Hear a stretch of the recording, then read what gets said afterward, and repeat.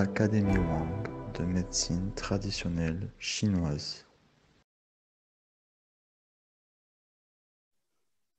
Notre travail porte sur les outils de prévention et de traitement de la deuxième vague de Covid-19 par la MTC.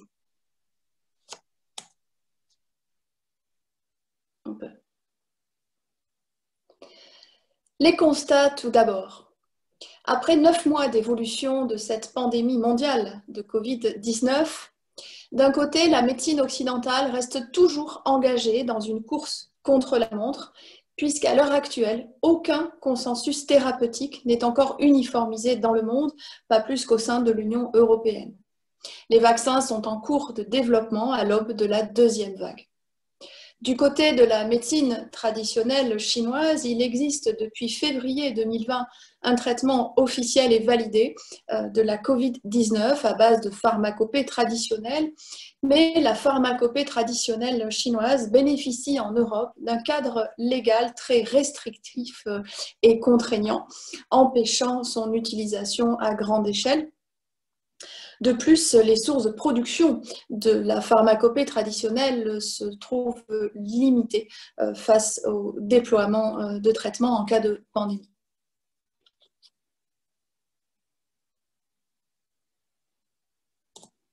Alors, quelle réponse ? Depuis la plus haute antiquité, la médecine chinoise détient des outils de lutte spécifiques de la prise en charge des épidémies. Nous nous sommes appuyés sur ces écrits les plus anciens jusqu'aux connaissances et aux recherches avancées de la médecine occidentale d'aujourd'hui sur les mécanismes physiologiques en jeu dans la Covid-19 pour apporter non seulement une nouvelle théorie à l'œuvre dans le SARS-CoV-2 et la Covid-19, mais également pour proposer des protocoles thérapeutiques avec des outils donc spécifiques de lutte contre les virus, des outils simples et facilement adaptés.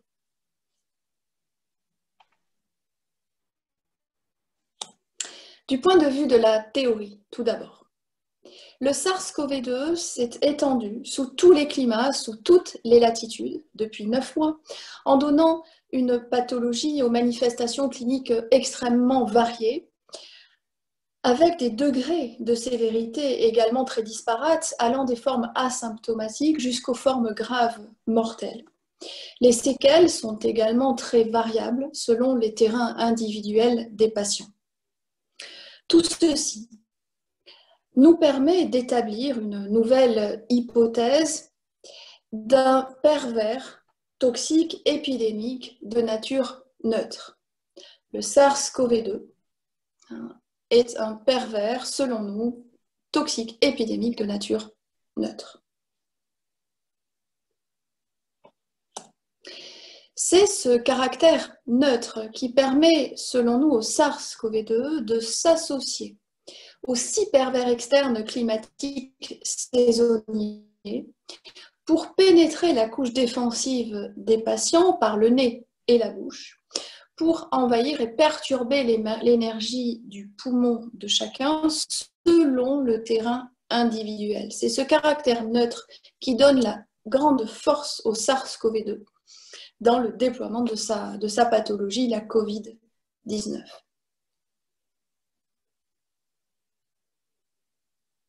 En fonction du pervers externe climatique auquel le SARS-CoV-2 va s'associer, les manifestations cliniques vont être donc très différentes.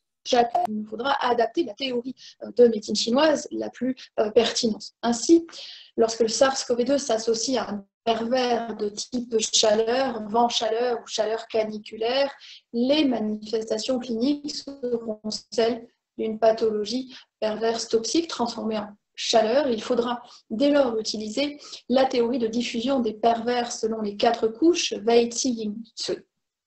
Dès lors que le SARS-CoV-2 sera associé à un vent froid, les manifestations cliniques seront des manifestations cliniques de vent froid, à analyser selon la théorie de diffusion des pervers par les 6 méridiens. Enfin, lorsque le SARS-CoV-2 s'associe à l'énergie perverse humide, il l'envahit le triple réchauffeur générant une pathologie d'humidité-chaleur, puis de tran-chaleur. Il faudra alors l'analyser selon le transfert des pervers par le triple réchauffeur. Particularité du SARS-CoV-2 d'être neutre, un pervers toxique et épidémique de nature neutre. C'est ce côté neutre qui fait, nous le répétons, toute la force du SARS-CoV-2 et toute la force et la difficulté de compréhension de la COVID-19.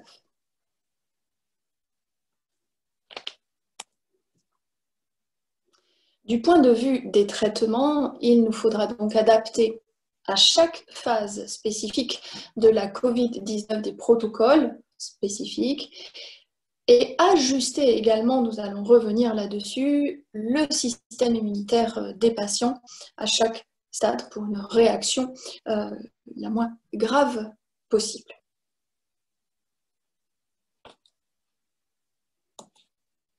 En phase initiale, tout d'abord, l'énergie perverse toxique, type de vent, froid, humidité, pénètre, nous l'avons dit, par la couche défensive du corps, le nez, la bouche, avant de venir perturber l'énergie du poumon.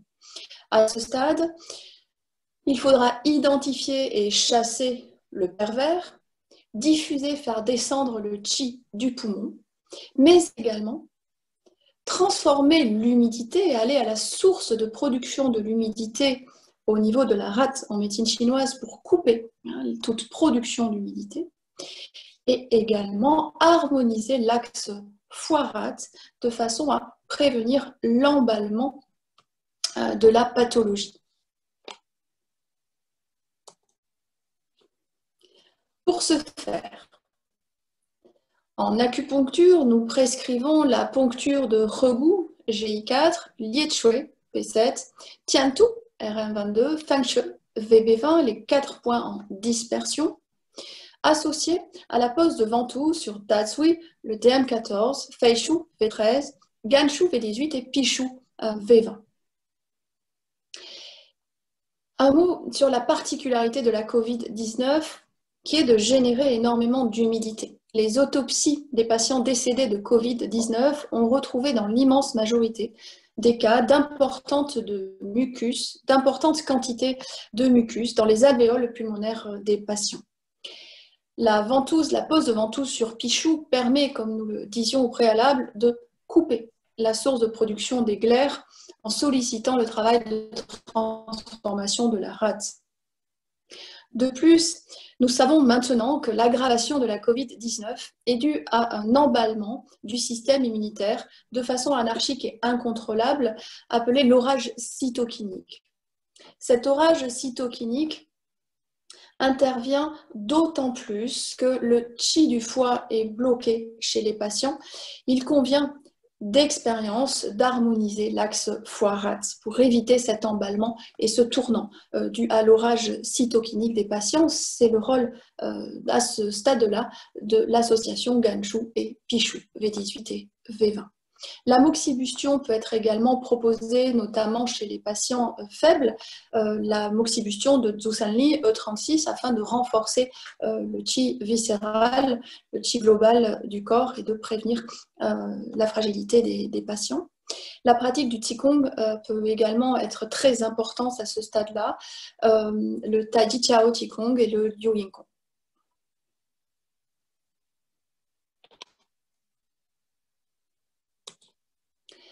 En phase évolutive, il y a transformation de l'énergie perverse en chaleur au fur et à mesure de son avancée, pénétration du triple réchauffeur supérieur et moyen, formation de tran-chaleur qui obstrue les poumons, blocage de ce fait de la rate par l'humidité et les tranes et désharmonisation accentuée de l'axe foie-rate. C'est dès lors un cercle infernal qui ne fait que s'enchaîner, que s'aggraver.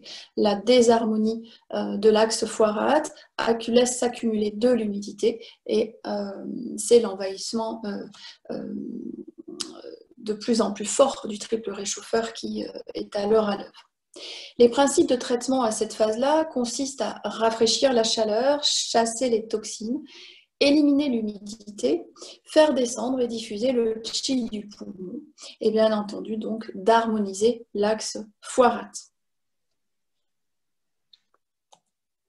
Pour ce faire, en acupuncture, nous proposons la poncture de Regou encore, le GI4, de Taiyuan, le P9, de Kongzui, le P6, de Shize, le P5, de Fenglong, le E40, et de Yilinchuan, le RAT9, tous ces points également en dispersion. La pose des ventouses va se faire sur les Zongfu, les P1, Shanzong, RN17, et au niveau du dos, à nouveau sur les Feishu, V13, Ganshu, V18 et Pishu, V20.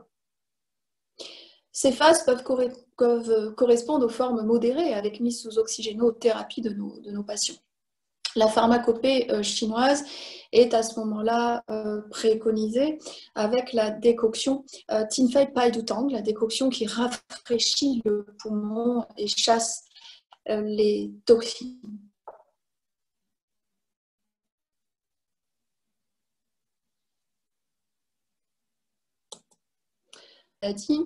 Phase au cours de laquelle intervient donc l'orage cytokinique. Nous rencontrons deux types de tableaux cliniques, les tableaux de défaillance respiratoire et les tableaux de défaillance multiviscérale. Dans les tableaux de défaillance respiratoire, les poumons sont envahis d'eau et de tranes toxiques et l'énergie organique s'avère impuissante à les libérer. Dans les cas de défaillance multiviscérale, c'est tout le triple réchauffeur qui est envahi et perturbé, avec une accumulation de mucosité, d'humidité, une intoxication hydrique et une obstruction des poumons. S'associe également un empoisonnement du sang et un dysfonctionnement sévère du qi viscéral. À ce stade-là, il faut en urgence saigner les points de Zinc, nous allons le voir, pour désintoxiquer, ouvrir urgemment les orifices et faire également une grande tonification du qi vital, du qi des poumons et du qi originel.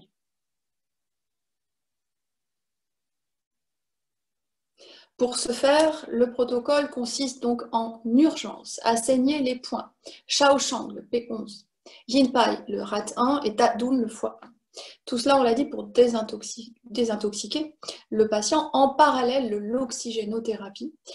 On peut également poncturer avec force le Tsuliao, le DM25.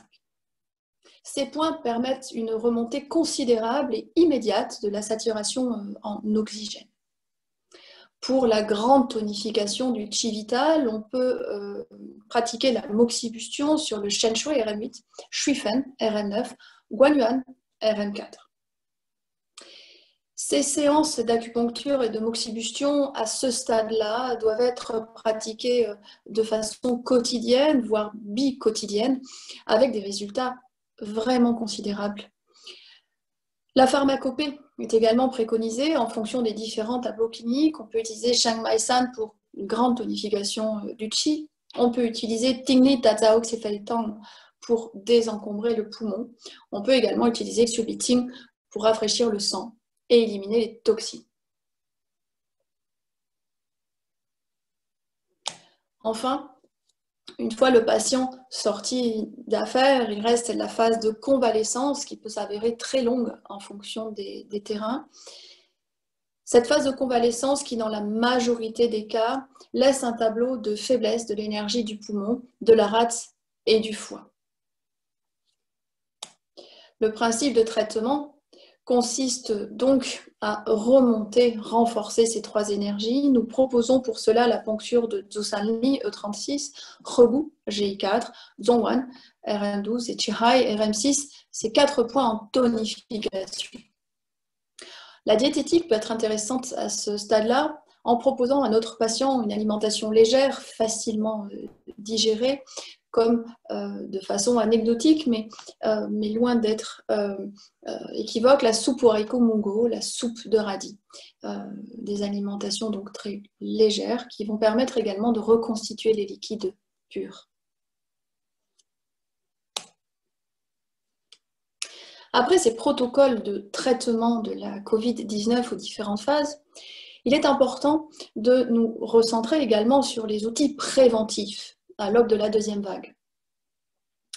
La prévention doit porter sur deux axes, doit en tout cas viser deux objectifs principaux. Le premier est le renforcement du système immunitaire de façon à éviter la pénétration des toxiques. Et le deuxième objectif est d'adapter, de régulariser la réaction immunitaire de façon à éviter cet orage cytokinique, cet emballement anarchique du système immunitaire en régularisant au mieux l'axe foie-rate de nos patients.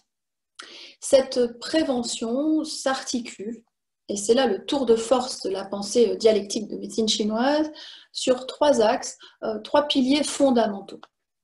Le premier est la prévention antivirale, éviter d'être pénétré, contaminé par les virus. Le deuxième est la prévention contre les pervers climatiques, comment renforcer le terrain de la population à chaque saison, prémunir la population des faiblesses de chaque saison. Et enfin, la prévention de terrain individuel en fonction de chaque patient. Nous allons voir pour chaque axe un protocole précis, des outils en tout cas adaptés.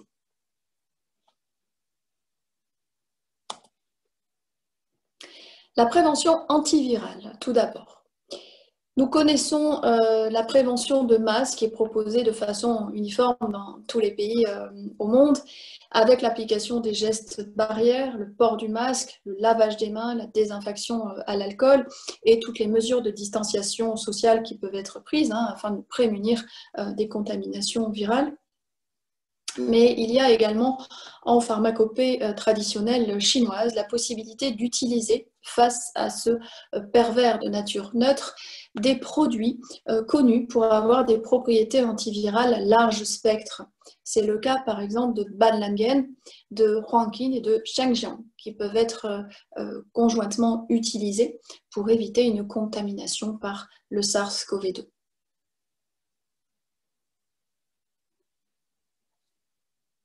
La prévention contre les pervers climatiques externes.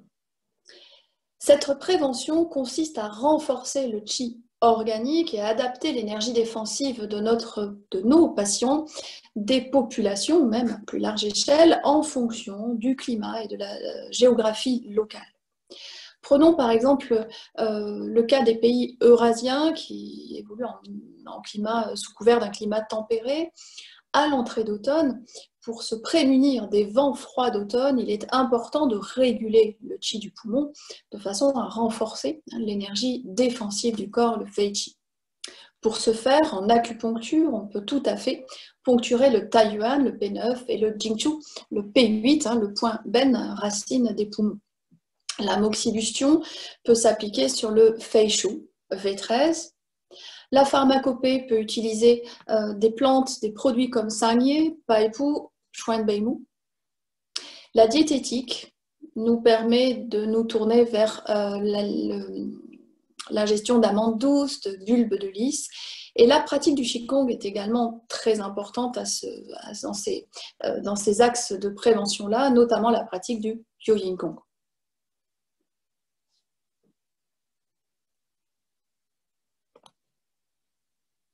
Troisième axe de prévention, la prévention de terrain individuel.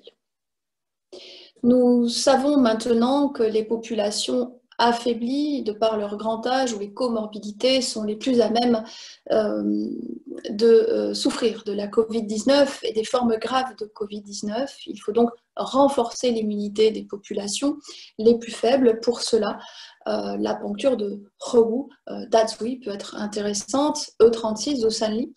La moxibustion sur Dazui, M14, Fei Shu, V13 et Guanyuan, RM4. La pharmacopée peut s'employer avec la formule Yuping Fengsan, la poudre du paravent de jade, qui va également renforcer l'énergie défensive des patients. Et enfin, la diététique peut nous orienter sur l'utilisation des champignons blancs cuits, de la soupe de poulet à l'oignon vert et au gingembre, par exemple, de la soupe au bœuf de lys, et ainsi de suite, mais des recettes adaptées qui vont venir renforcer le qi organique et l'énergie défensive. Chez les patients en bon état général, nous l'avons vu, l'objectif n'est pas de renforcer l'immunité, mais de l'adapter, de la réguler, de façon à limiter l'apparition de l'orage cytokinique. Et ce travail tourne autour donc de l'harmonisation de l'axe foie-rate. Pour ce faire, en acupuncture, nous proposons la poncture de Regu, Geika, Shize, le P5, Taichung, le x3 et Saninjiao, le RAT6.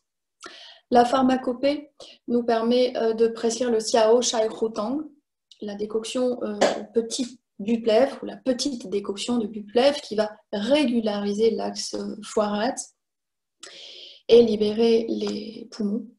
La diététique nous conseille de manger équilibré, de consommer là aussi des aliments qui vont régulariser l'axe foie-rate et libérer les poumons, l'ail, le citron, le radis, des aliments piquants, acides, de façon à éviter dans cette phase-là préventive l'hyperactivité du yang. Il faut harmoniser l'axe foie-rate, équilibrer les énergies yin et yang, de façon absolument à éviter ces orages cytokiniques.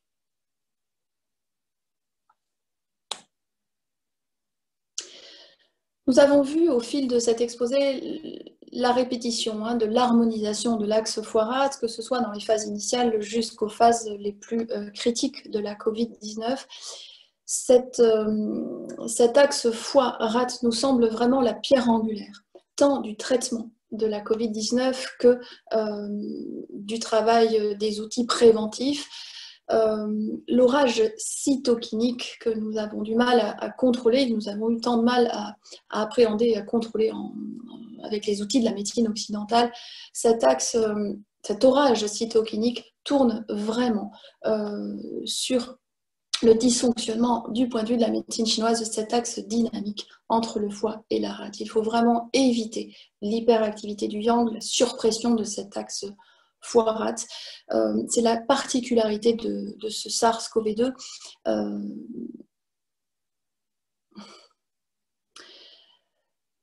Particularité du SARS-CoV-2, on a dit, de s'adapter aux facteurs pervers externes comme de s'adapter au terrain individuel du patient. Le facteur stress dans toutes les publications qu'on a pu étudier dans toutes les publications de médecine traditionnelle chinoise, l'axe foie-rate est vraiment un axe angulaire de la prise en charge de la Covid-19.